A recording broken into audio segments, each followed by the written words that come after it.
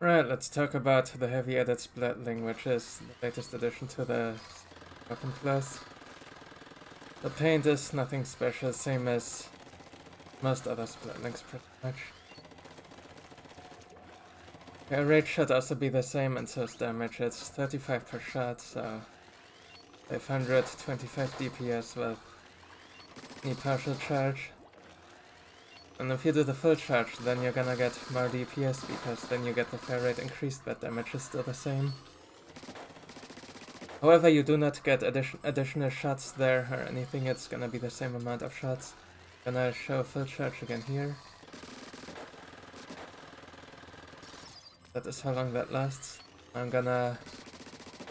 This a partial that is just barely not full, and you see it's firing for longer.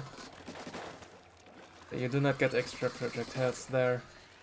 There may actually be situational benefits to specifically not getting the full charge, but instead, like, releasing shortly before it. You just wanna fire it for a long time. And while charging, of course, it's also worth noting here that the second ring is actually not faster to get, very much unlike Mini and Heavy and Hydra. This is more like Nautilus. But whatever charge you get like it always takes the same, you do not get discounts. Speaking of Nautilus comparison, the range is also very similar to Nautilus. It's, I believe, just a few units shorter. This here is the max range if we're not factoring in fall off. Because you do have a bit more, but with fall off. Reach it, you have to charge exactly the first ring. Just under the first ring with range and stuff.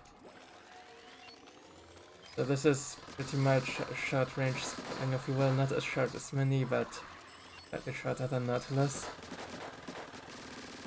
Which of course is shorter than the other ones. To give some perspective on what that means on like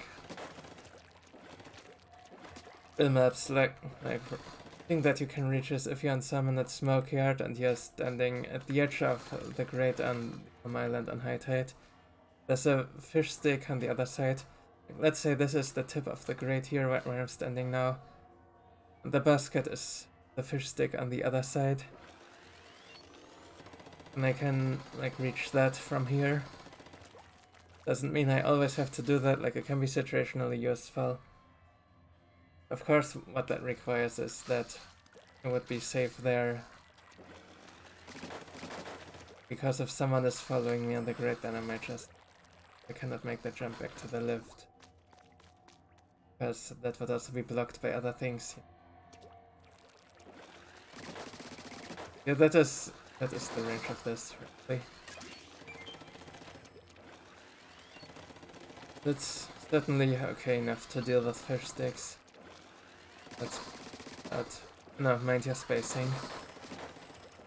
Cannot be as far away as Splatlings. Anything else to think about some? I mean, really, right?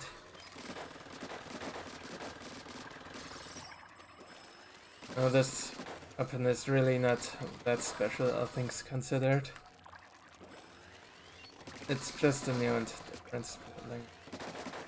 Alright, ink usage, let's talk about ink usage. The one full charge takes exactly 20% of firing tank. So you can get one plus a bomb and then still have a little bit left for a few extra taps.